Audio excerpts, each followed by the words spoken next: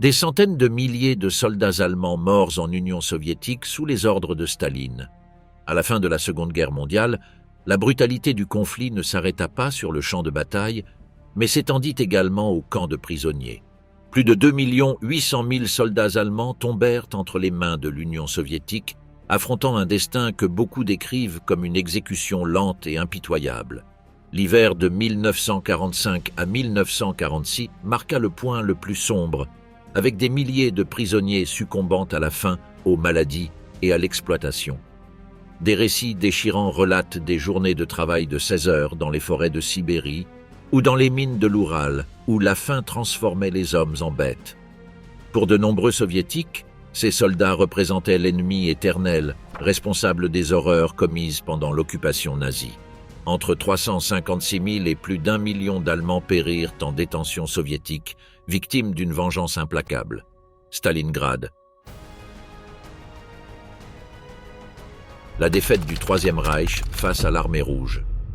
Le 22 juin 1941 marque le jour où l'invasion allemande de l'Union soviétique changea le cours de l'histoire. L'opération Barbarossa avait commencé et les troupes allemandes avançaient rapidement à travers le territoire soviétique. Dans ce contexte, les soldats allemands atteignirent la ville de Stalingrad avec pour objectif de prendre le contrôle de la ville et d'assurer une victoire cruciale pour l'armée allemande.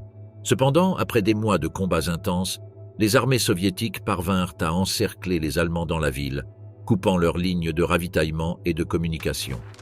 En novembre 1942, les forces soviétiques se rejoignirent à Kalach, isolant les troupes allemandes, les laissant sans capacité de réponse. Leur situation logistique, déjà précaire, se détériora drastiquement. Les défenseurs restants perdirent progressivement du terrain et subirent des défaites lors d'affrontements locaux, manquant de nourriture et de provisions. Leur survie dépendait exclusivement des approvisionnements aériens. Le froid intense, la neige et les maladies causées par les mauvaises conditions sanitaires, la surpopulation et la malnutrition firent s'effondrer progressivement la 6e armée allemande. La situation des blessés et des malades devint tragique, car les postes médicaux étaient insuffisants pour les soigner. Beaucoup succombèrent, faute de personnel ou de moyens pour traiter des infections et des blessures qui, en d'autres circonstances, auraient été légères. Le 2 février 1943, les généraux Konstantin Rokossovski et Nikolai Voronov annoncèrent avoir vaincu l'armée allemande et mis fin aux opérations militaires dans la région de Stalingrad.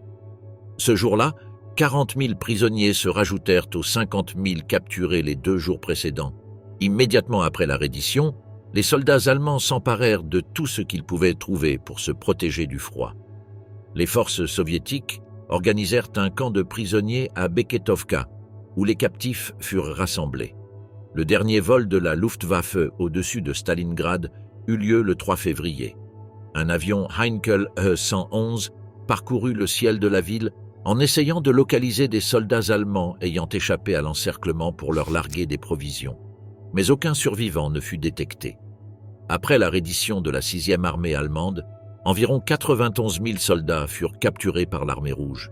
En raison des attaques incessantes des forces soviétiques et des promesses non tenues des autorités nazies, les prisonniers furent capturés dans un état déplorable. Beaucoup étaient déjà au bord de la mort à cause de la famine, du froid extrême et de leurs blessures. De longues colonnes de prisonniers furent formées, obligés de marcher vers les villages les plus proches sous le froid soleil de février. Immédiatement après la reddition, les soldats furent désarmés, leurs biens personnels confisqués, et ils commencèrent de longues marches vers des villages lointains et inconnus. Les prisonniers furent forcés de marcher, entourés de milliers de cadavres, sur des centaines de kilomètres à des températures glaciales, en direction de camps de travail en Sibérie et d'autres endroits isolés. Ces marches, effectuées sans nourriture adéquate, sans vêtements appropriés ni soins médicaux, causèrent la mort de milliers de soldats. Beaucoup succombèrent à des maladies comme le typhus, la dysenterie, la diphtérie, le scorbut, la tuberculose, l'hydropisie et la malaria. Ceux qui ne pouvaient plus marcher étaient tout simplement fusillés dans l'obscurité de la nuit. On estime qu'un tiers seulement des prisonniers capturés à Stalingrad survécurent aux premières semaines. Beaucoup périrent en chemin, tandis que d'autres moururent dans les camps en raison des conditions de vie inhumaines auxquelles ils furent soumis.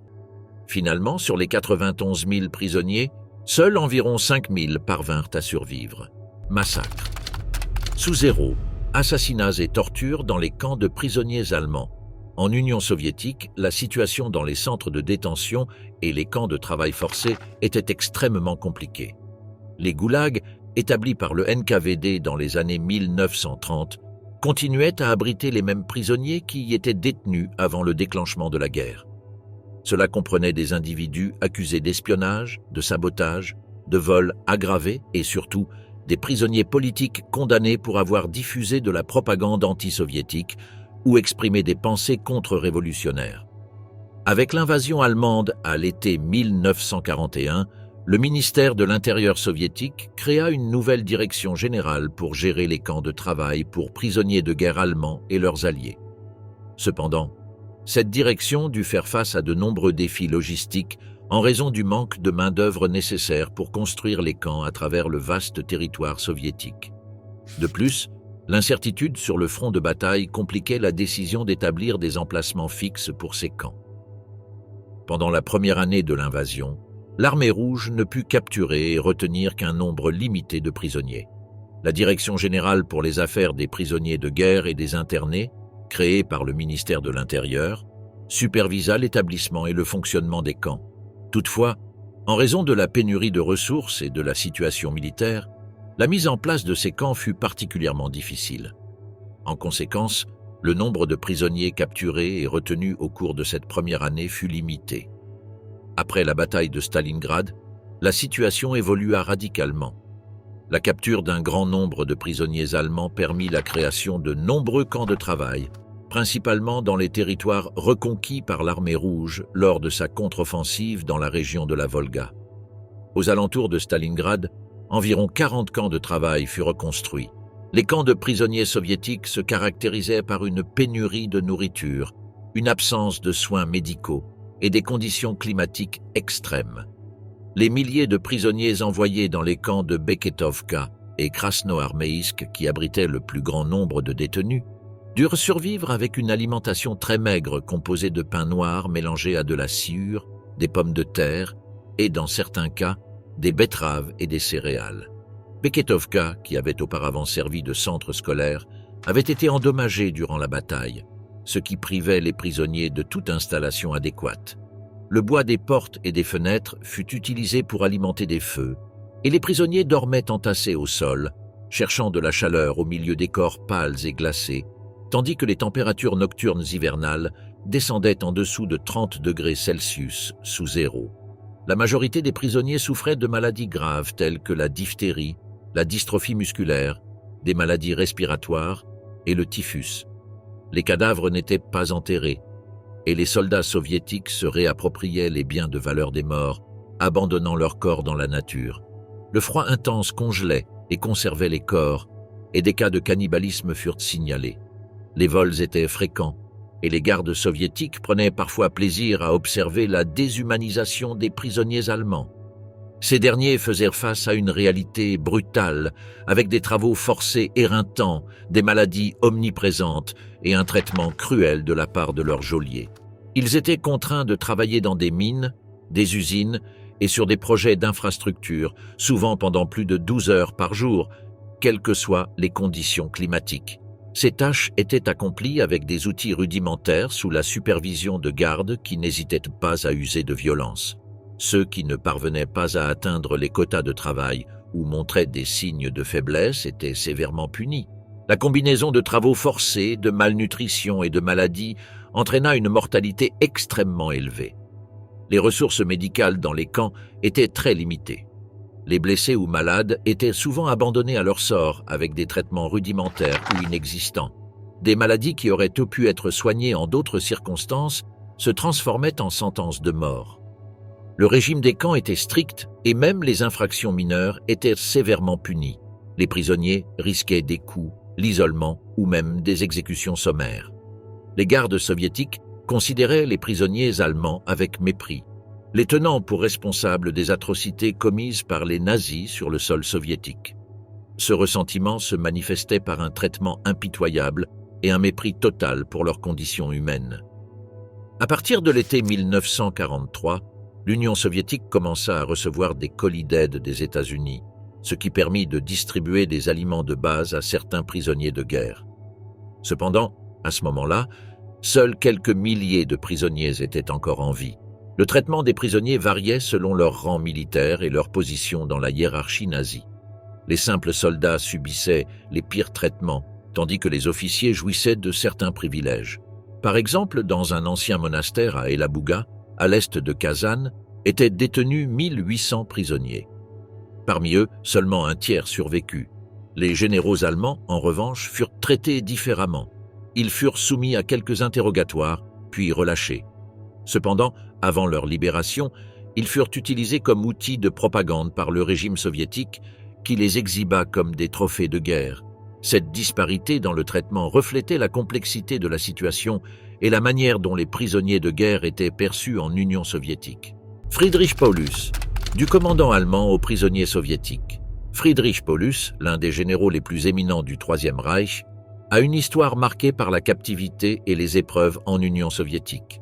Sa vie, depuis son rôle de leader lors de la bataille de Stalingrad jusqu'à sa captivité et ses dernières années, illustre les bouleversements de la Seconde Guerre mondiale sur le front oriental. En tant que commandant de la 6e armée allemande, Paulus a joué un rôle central dans cette bataille décisive.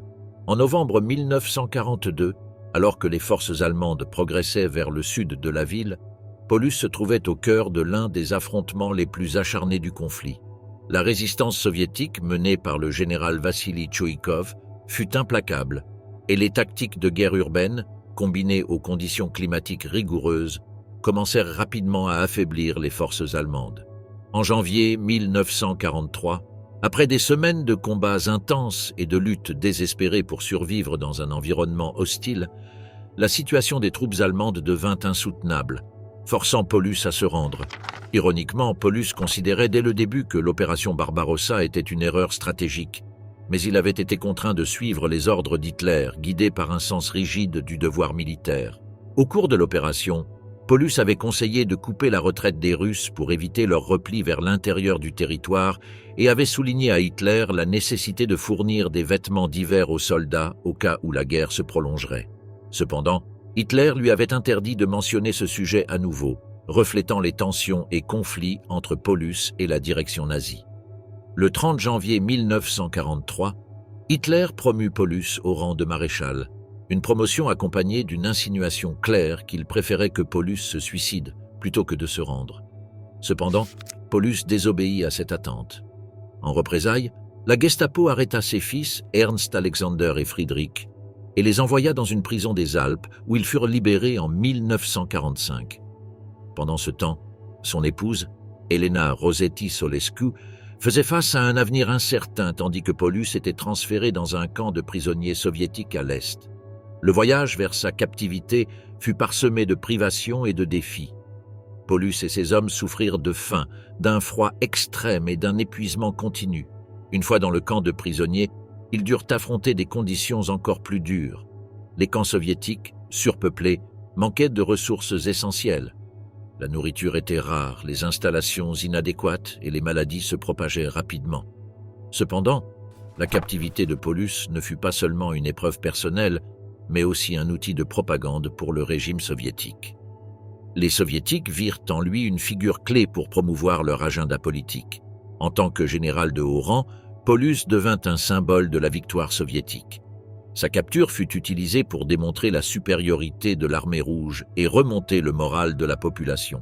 En 1943, Paulus fut présenté lors de divers événements publics et conférences de presse, conçus pour montrer son humiliation et projeter l'image d'un chef vaincu qui critiquait désormais le régime nazi.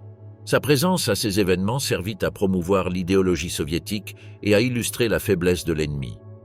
Après près d'une décennie de captivité, Paulus fut finalement libéré en 1953. Cependant, son épouse décéda seulement 4 ans plus tard. La libération de Paulus coïncida avec une période où les relations entre l'Union soviétique et l'Allemagne de l'Ouest commençaient à s'améliorer. Malgré tout, son retour en Allemagne fut une expérience mitigée. La nation qu'il retrouva était en ruine après la guerre et confrontée à un long processus de reconstruction et de redéfinition. En revenant, Paulus découvrit une Allemagne divisée, marquée par l'héritage du nazisme. Bien qu'il ait été une figure importante pendant la guerre, sa réputation en Allemagne restait controversée. Son rôle dans la bataille de Stalingrad et sa reddition firent l'objet de nombreux débats et critiques. Après sa libération, Paulus travailla comme directeur civil de l'Institut de recherche historique militaire jusqu'à la fin de sa vie. Au fil du temps, il développa une paralysie bulbaire progressive, une maladie qui finit par lui coûter la vie dans une clinique de Dresde le 1er février 1957. Les femmes partisanes qui ont vaincu la terreur nazie. Après l'invasion nazie de l'Union soviétique, la population de nombreuses villes et villages s'est unie pour lutter contre les envahisseurs. Les femmes ont joué un rôle crucial dans le mouvement partisan soviétique, voyant en lui une occasion de contribuer à la défense de leur pays. Nombre d'entre elles se sont tournées vers cette forme de lutte, car les bureaux de recrutement de l'Armée rouge ne leur permettaient pas de rejoindre leur rang. Parmi les partisanes les plus remarquables figuraient de jeunes femmes qui ont fait preuve d'un grand courage et d'une détermination sans faille dans la lutte contre les nazis. Un exemple notable est celui de Zoya Kosmodemianskaya, une lycéenne moscovite âgée de 18 ans, qui a rejoint une unité de partisans en octobre 1941. Avec d'autres partisans, Zoya marcha vers le sud-ouest en direction de Narofominsk, traversant la ligne de front pour atteindre un territoire occupé par les Allemands. Là-bas, ils menèrent des actions de sabotage, comme poser des mines sur les routes et couper les lignes de communication, dans le but d'affaiblir les forces ennemies et de soutenir les troupes soviétiques. Le 27 novembre 1941, Zoya reçut l'ordre d'incendier le village de Petrichtchevo, où était stationné un régiment de cavalerie allemand.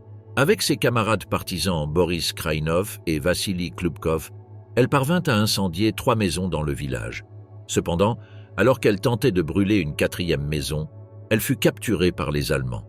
Après son arrestation, Zoya fut soumise à un traitement brutal. Elle fut déshabillée, battue et torturée avec 200 coups de fouet. Les Allemands lui brûlèrent également plusieurs parties du corps, mais elle refusa de donner la moindre information à ses ravisseurs. Le lendemain, Zoya fut conduite au centre du village avec une pancarte accrochée à son cou, portant l'inscription « Incendiaire ». Sur la place centrale, elle fut pendue en public et son corps fut laissé exposé pour que tout le monde puisse le voir. Malgré la brutalité de sa mort, Zoya Kosmodemianskaya devint un symbole de la résistance soviétique contre l'invasion nazie. Le 16 février 1942, elle fut nommée héroïne de l'Union soviétique, devenant ainsi la première femme à recevoir cet honneur pendant la guerre. Bien que Zoya ait été l'une des plus jeunes femmes à recevoir le titre d'héroïne de l'Union soviétique, elle ne fut pas la plus jeune. Ce titre revient à Zinaïda Portnova, une courageuse résistante qui rejoignit le mouvement de résistance biélorusse en 1942 à l'âge de 16 ans. Zinaïda devint membre de l'organisation clandestine locale appelée Jeunes Vengeurs, où elle commença par distribuer des tracts de propagande soviétique en Biélorussie occupée, collectant et cachant des armes pour les soldats soviétiques et rapportant les mouvements des troupes allemandes. Après avoir appris à utiliser des armes et des explosifs grâce aux membres plus expérimentés du groupe, Zinaïda participa à des actes de sabotage dans une usine de gaz, une centrale électrique et une briqueterie. On estime que ces actions auraient causé la mort de plus de 100 soldats allemands. En 1943, Zinaïda travailla comme aide-cuisinière à Obol, où elle empoisonna la nourriture destinée à la garnison nazie stationnée sur place. Lorsqu'elle fut soupçonnée, elle mangea elle-même un peu de la nourriture empoisonnée devant les Allemands pour prouver son innocence, et comme elle ne tomba pas malade immédiatement, elle fut relâchée. Cependant, elle souffrit de vomissements intenses par la suite, mais survécut en buvant une grande quantité de lactosérum. Lorsqu'elle ne retourna pas à son poste, les Allemands comprirent qu'elle était responsable et commencèrent à la traquer. En janvier 1944, Zinaïda fut finalement capturée après plusieurs mois de fuite. Elle fut conduite dans un village appelé Goriani, où elle fut interrogée par un officier de la Gestapo. Pensant qu'elle n'était qu'une jeune fille inoffensive, l'officier baissa sa garde, ce qui permit à Zinaïda de saisir son pistolet et de l'abattre. Lorsque 2 soldats allemands entrèrent dans la pièce après avoir entendu les coups de feu, Zinaïda leur tira également dessus. Elle tenta ensuite de s'échapper et courut vers la forêt, mais fut capturée près des rives d'une rivière. Après sa recapture, Zinaïda fut torturée et exécutée dans la forêt. Elle n'avait pas encore 18 ans. Malgré sa fin tragique, Zinaïda Portnova fut reconnue pour son courage et son sacrifice. En 1958, elle fut nommée à titre posthume héroïne de l'Union soviétique. Un monument fut érigé en son honneur dans la ville de Minsk et plusieurs groupes de pionniers de la jeunesse soviétique furent nommés en sa mémoire. Son héritage, en tant que l'une des plus jeunes et des plus courageuses résistantes soviétiques, reste vivant et honoré à ce jour. Walter von Seydlitz-Kurzbach, le général allemand qui a trahi le Troisième Reich. Walter von Seydlitz-Kurzbach naquit le 22 août 1888 à Potsdam, en Allemagne, dans une famille avec une longue tradition militaire. En 1908, il rejoignit l'armée allemande et participa à la Première Guerre mondiale, servant sur les deux fronts en tant que lieutenant dans l'armée impériale allemande. Après la guerre, il fut promu capitaine et poursuivit sa carrière militaire sous la République de Weimar, occupant divers postes et gravissant progressivement les échelons. Avec le déclenchement de la Seconde Guerre mondiale, Seydlitz-Kurzbach fut affecté à des postes de commandement sur le front de l'Est, où il participa à des campagnes majeures, notamment l'invasion de l'Union soviétique en 1941. Lors de la bataille de Stalingrad, il commanda le 51e corps d'armée, qui faisait partie de la 6e armée allemande sous les ordres du général Friedrich Paulus. Son unité fut impliquée dans certains des combats les plus violents à Stalingrad, mais, comme le reste de la 6e armée, elle fut encerclée lorsque l'armée rouge réussit à couper les lignes allemandes autour de la ville. La situation devint de plus en plus désespérée pour les forces allemandes, et Seydlitz-Kurzbach se retrouva au centre de l'une des batailles les plus cruciales de la guerre. À mesure que la situation à Stalingrad se détériorait, Seydlitz-Kurzbach s'opposa de plus en plus à la stratégie d'Hitler, consistant à maintenir la position à tout prix. Il plaida pour un retrait stratégique afin d'éviter la destruction totale de la 6e armée, mais ses suggestions furent rejetées par Paulus, qui suivait les ordres stricts du Führer. L'opposition croissante de Seydlitz-Kurzbach à la décision de ne pas permettre une retraite devint de plus en plus évidente, et il devint un critique ouvert de la stratégie d'Hitler. Peu avant la reddition de la 6e armée, en février 1943, Seydlitz-Kurzbach fut capturé par les Soviétiques. Il devint l'un des officiers les plus hauts gradés à tomber entre les mains de l'ennemi. Collaboration avec l'armée rouge. Après sa capture, Seydlitz-Kurzbach prit une décision inhabituelle. Il accepta de collaborer avec les Soviétiques. Le commandement suprême de l'armée rouge, sous les ordres de Staline, lui confia la mission de tenter de convaincre d'autres généraux allemands de se joindre à un projet visant à renverser Hitler. Parmi les généraux qui acceptèrent de collaborer figuraient Helmut Schlummer, Moritz von Dreber et Alexander Edler von Daniels. Seydlitz-Kurzbach participa à des missions de radio depuis Moscou, envoyant des messages anti-nazis aux troupes allemandes. Cette collaboration lui valut d'être déchu de sa citoyenneté et condamné à mort par contumace par un tribunal militaire nazi. Sa famille subit également les conséquences de ses actions. Plusieurs membres furent destitués de leurs fonctions officielles.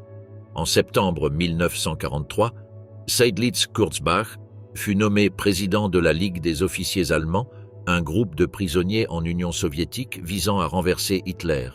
Ce groupe dépendait du Comité national pour une Allemagne libre, une organisation de propagande créée par l'écrivain communiste Erich Weinert avec le soutien soviétique.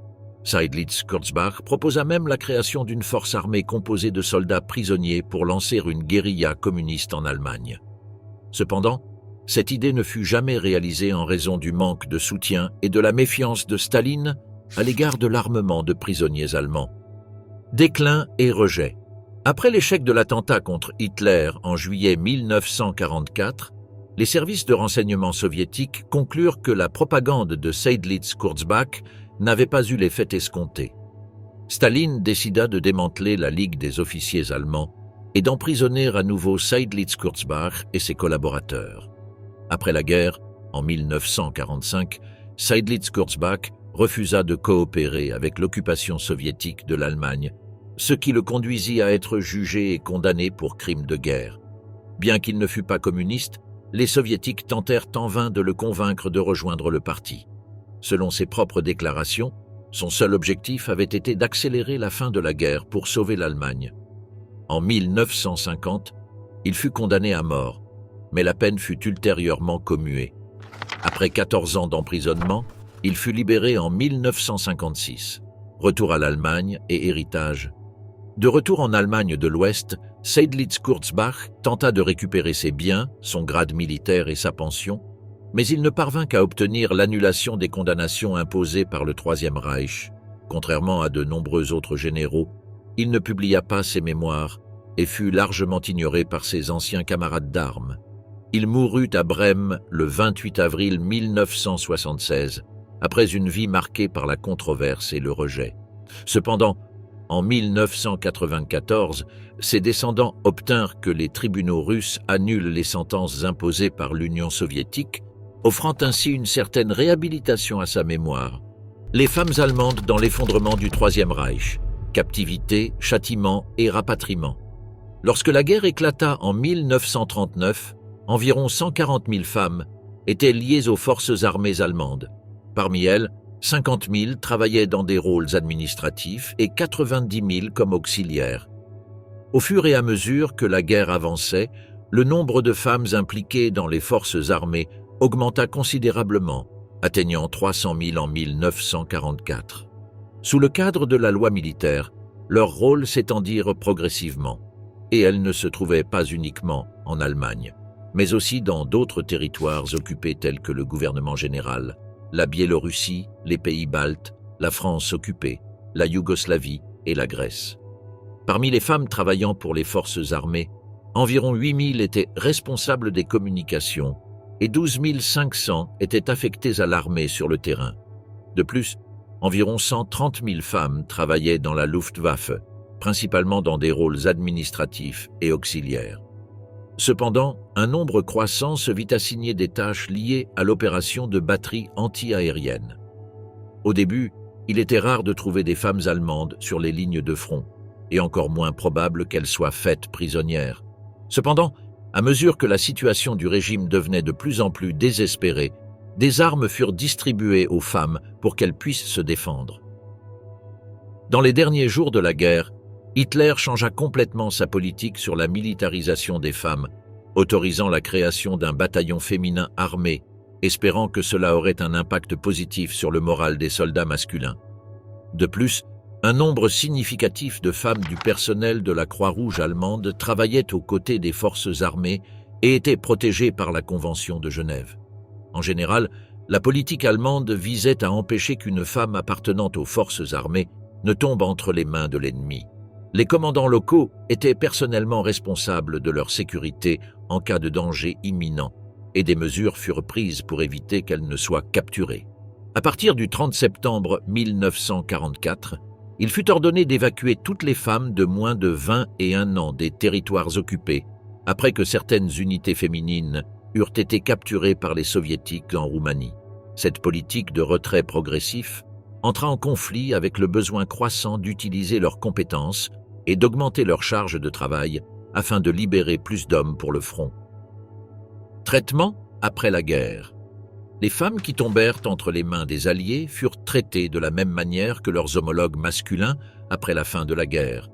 Plus de 100 femmes furent retenues dans des casernes du nord de Pilsen, où elles formèrent un chœur pour chanter devant leurs geôliers et furent surnommées les « moineaux de Pilsen ». Initialement sous le contrôle des Américains, Pilsen fut ensuite remise aux Russes. Une solution urgente fut nécessaire pour gérer les prisonnières. La majorité d'entre elles furent libérées après une évaluation, bien qu'une assistante en communication ait été retenue, car elle fut identifiée comme membre des SS. Cependant, la plupart des femmes refusèrent de retourner chez elles dans la zone d'occupation soviétique, par crainte des représailles.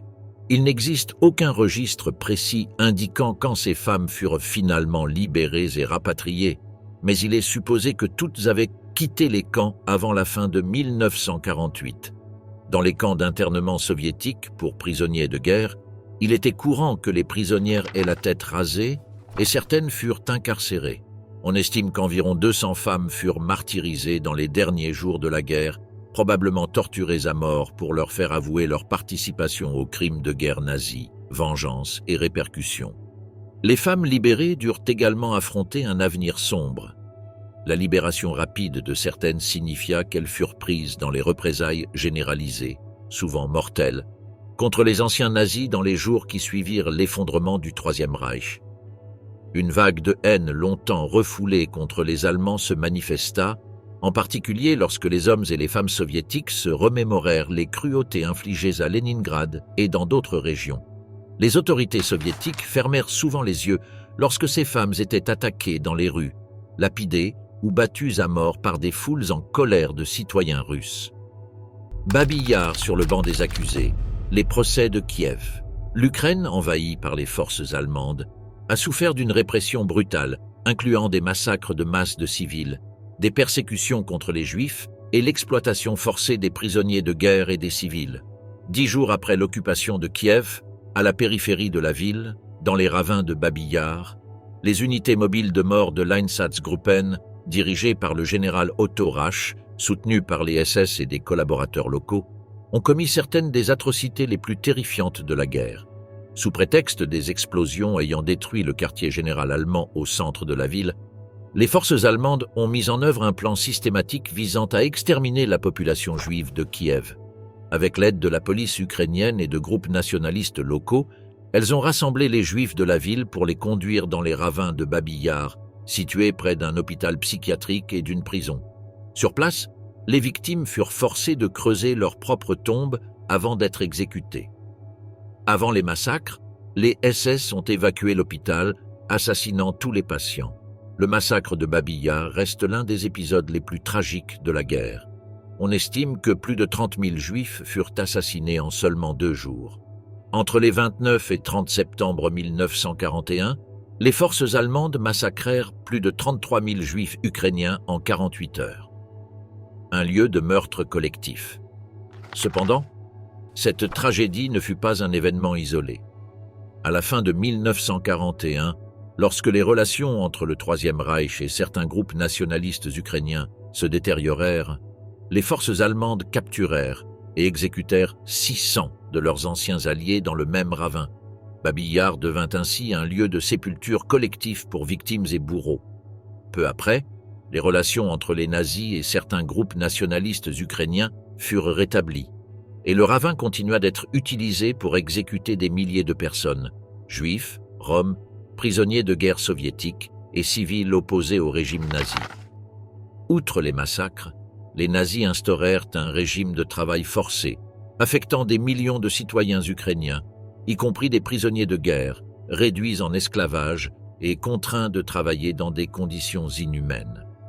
Les représailles contre la résistance ukrainienne furent également brutales, des centaines de villages et de villes étant rasés en réponse à toute tentative de sabotage ou opposition. Les efforts de dissimulation des crimes. À l'été 1943, alors que les forces soviétiques s'approchaient de Kiev, les Allemands lancèrent une opération visant à dissimuler les preuves de leurs crimes. Les prisonniers survivants furent forcés d'exhumer les cadavres des fosses communes de Babi Yar pour les brûler. Une fois cette opération achevée, les nazis exécutèrent les prisonniers impliqués dans l'opération de camouflage. Bien qu'il soit difficile de déterminer précisément le nombre de victimes, on estime qu'entre 100 000 et 200 000 personnes périrent à Babi Yar. Jugement et justice. Paul Blobel, officier des SS responsable de ces atrocités, fut condamné à mort lors des procès de Nuremberg et exécuté à la prison de Landsberg en juin 1951. Cette prison était la même où Adolf Hitler avait été incarcéré après le putsch manqué de Munich et où il avait rédigé Mein Kampf. Otto Rasch, un autre officier impliqué dans les crimes, fut également accusé, mais son cas fut suspendu pour raison de santé, et il mourut en prison à la fin de 1948. Après la libération de l'Ukraine par l'Armée rouge, les autorités soviétiques organisèrent des procès pour punir les responsables locaux des crimes de guerre. Les accusés furent jugés pour des charges similaires à celles de Nuremberg, telles que l'exécution de civils, le travail forcé et d'autres crimes graves. Au théâtre d'État de Kiev, un lieu symbolique reflétant la gravité des crimes, se tint l'un des procès les plus marquants. Les procureurs soviétiques présentèrent des preuves recueillies après la libération de l'Ukraine en 1944, incluant des rapports de renseignement, des témoignages de survivants et des preuves physiques trouvées sur les lieux des massacres et des camps de travail. Finalement, 15 nazis furent condamnés pour les atrocités commises à Babi Yar lors des 29 et 30 septembre 1981. 12 d'entre eux furent condamnés à mort et exécutés publiquement sur la place centrale de Kiev le 29 janvier 1946. Les exécutions furent filmées et archivées et récemment utilisées par le cinéaste ukrainien Sergei Loznitsa dans son documentaire The Trial, sorti en 2022. Cependant, la majorité des responsables directs, tant allemands qu'ukrainiens, ayant participé au massacre de Babi Yar, ne furent jamais traduits en justice. La vengeance de Staline, la terrible justice infligée aux Allemands après la guerre, la destruction causée par les nazis en Union soviétique était si immense qu'il était prévu que la reconstruction prendrait des décennies. Staline avait déclaré à plusieurs reprises que, une fois la guerre terminée, les prisonniers des États ennemis, quelle que soit leur nationalité, seraient soumis à de longues périodes de travaux forcés.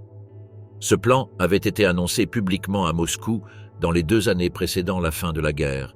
Lors de la conférence de Téhéran, à la fin de 1943, Staline exprima la nécessité de 4 millions de travailleurs forcés pendant de nombreuses années comme réparation de guerre. À l'été 1944, cette demande fut portée à 5 millions de travailleurs sur une période de 10 ans, une exigence que Staline réitéra lors de réunions ultérieures avec les puissances alliées. Le 16 décembre 1944, une directive générale fut émise. Elle ordonnait que tous les hommes allemands âgés de 17 à 45 ans, ainsi que toutes les femmes âgées de 18 à 30 ans dans les territoires libérés d'Europe du Sud-Est, soient transférés en Union soviétique s'ils étaient jugés aptes au travail. En 2 mois, environ 110 000 personnes avaient déjà été identifiées et transportées, rejoignant environ 100 000 autres provenant de l'Allemagne occupée au cours des premiers mois de 1945. Le sort des prisonniers allemands. Les prisonniers allemands aux mains des soviétiques furent également envoyés en Union soviétique, à l'exception d'environ 100 000 individus exemptés en raison de leur âge, de leur maladie ou de leur jeune âge.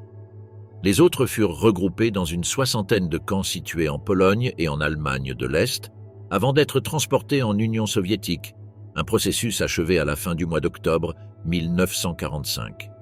Les prisonniers furent également envoyés dans des zones spécifiques d'autres territoires souverains où des ressources naturelles cruciales étaient exploitées, comme Jakimov en Tchécoslovaquie, où ils furent employés à l'extraction de l'uranium pour l'industrie nucléaire de Staline.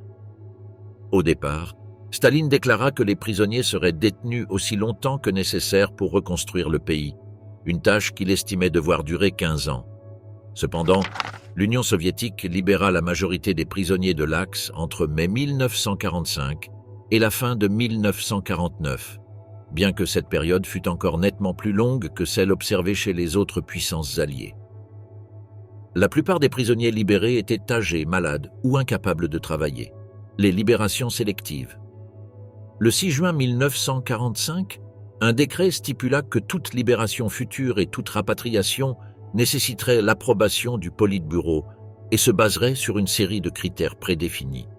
À cette époque, la police secrète soviétique avait déjà établi une liste d'environ 225 000 soldats allemands et autrichiens détenus dans des camps et hôpitaux considérés comme inaptes au travail. Cependant, cela n'incluait pas les officiers qui devaient rester en captivité. En août, un total de 708 055 prisonniers furent identifiés comme éligibles à la libération, dont 412 000 Allemands. Ces libérations furent décidées en fonction de leur incapacité à travailler. Les dures réalités des camps. Cependant, que devint le reste des prisonniers? Si les autorités soviétiques souhaitaient libérer ceux jugés inutiles économiquement, elles voulaient également empêcher toute libération de personnes suspectées d'être anti-soviétiques. Les prisonniers présentant de telles opinions étaient donc retenus sous des prétextes appropriés. Dans un effort pour maximiser le potentiel économique des prisonniers, Sergueï Kruglov, chef du ministère du Développement, proposa un plan pour rapatrier 150 000 hommes inaptes au travail, tout en augmentant les rations des prisonniers restant de 10% afin d'améliorer leur productivité. Les récits allemands sur la captivité en Union soviétique décrivent une véritable culture de la faim dans la majorité des 2500 camps. Ces récits montrent également que cette situation n'était pas exclusive aux prisonniers, car elle était partagée par les populations civiles voisines. Le manque de nourriture résultait d'une capacité productive soviétique gravement détruite par la guerre. Les prisonniers souffraient massivement de dysenterie, de typhus et d'autres maladies, et leur comportement était souvent dicté par la faim, accumulation de nourriture, commerce clandestin et, dans les cas extrêmes, mutilation volontaire pour échapper au travail. Acte désespéré. Certains hommes allaient jusqu'à s'amputer les doigts ou se blesser les yeux pour devenir aveugles et être rapatriés comme inaptes au travail. D'autres tentaient des actes plus subtils, comme ingérer de grandes quantités de sel pour provoquer des œdèmes. Ces tentatives conduisirent certains à être rapatriés, tandis que d'autres y laissèrent leur vie. La fin douloureuse de la guerre et le prix élevé de la vengeance soviétique. Après la bataille de Stalingrad, des dizaines de milliers de soldats allemands furent capturés et soumis à des conditions inhumaines dans les camps de travail soviétiques. Ils y affrontèrent un froid glacial, une famine sévère et la menace constante de violence ou d'exécution par leurs geôliers. La logistique de ces marches de la mort semblait conçue pour briser la volonté des prisonniers avec des conditions inhumaines, une absence totale de ravitaillement et un épuisement physique qui entraînèrent un taux de mortalité extrêmement élevé. De nombreuses vies furent perdues avant même d'atteindre un destin incertain, et ceux qui survécurent durent affronter un environnement tout aussi brutal dans les camps de travail soviétiques. Là, ils subirent une malnutrition chronique, des maladies endémiques et des travaux physiques harassants. Dans ce contexte, des figures comme Walter von Seydlitz-Kurzbach, commandant du 6e corps d'armée, et Karl Strecker, général du 11e corps d'armée, illustrèrent les défis extrêmes auxquels les officiers allemands furent confrontés en captivité. Seydlitz-Kurzbach se distingua par sa résistance pendant la bataille de Stalingrad et sa capture ultérieure, tandis que Strecker dut supporter les mêmes conditions extrêmes que les autres prisonniers dans les camps. Le procès de Kiev, un acte de justice et de propagande. Le procès de Kiev, aussi connu sous le nom de Nuremberg de Kiev, fut une tentative significative de l'Union soviétique pour rendre justice aux victimes des crimes nazis. Ce processus judiciaire impliqua des officiers de haut rang responsables de massacres tels que celui de Babi Yar. Il visa non seulement à punir les coupables, mais aussi à servir d'outil de propagande pour renforcer la narration soviétique de résistance et de justice. Un retour aigre-doux en Allemagne. La rapatriation des prisonniers allemands après des années de captivité marqua une fin aigre-douce. Ils retournèrent dans une Allemagne dévastée par la guerre, profondément transformée, et durent faire face à des séquelles physiques et psychologiques, ainsi qu'à la tâche difficile de se réintégrer dans une société radicalement différente de celle qu'ils avaient laissée. Pour beaucoup, ce retour représenta un moment de réconciliation avec leur passé et avec le nouvel ordre émergent en Europe. Stalingrad, un tournant de la guerre. La bataille de Stalingrad, considérée comme la plus sanglante de l'histoire, marqua un tournant décisif dans la Seconde Guerre mondiale. La défaite de l'armée allemande fut le début du déclin de son pouvoir militaire sur le front de l'Est, avec une Wehrmacht qui perdit un nombre significatif de soldats et d'équipements. La violence de la guerre et la pénurie de ressources plongèrent l'Allemagne dans une crise humanitaire, laissant des milliers de personnes déplacées, sans accès à la nourriture, à l'eau ou à un abri. La défaite à Stalingrad affaiblit considérablement la logistique allemande, marquant la limite de son avancée vers l'Est. La reddition du maréchal Friedrich Paulus, la première de l'histoire militaire allemande, plongea Hitler dans une profonde dépression. Les pertes humaines et matérielles subies à Stalingrad accélérèrent l'effondrement du Troisième Reich, dont la fin arriva avec la chute de Berlin en 1945. Une leçon pour l'histoire. L'histoire des prisonniers de guerre allemands en Union soviétique reste un sombre rappel de la brutalité et de la souffrance extrême qui caractérisèrent la Seconde Guerre mondiale. Elle témoigne de l'importance de se souvenir et d'apprendre de l'histoire pour éviter que les erreurs du passé ne se reproduisent.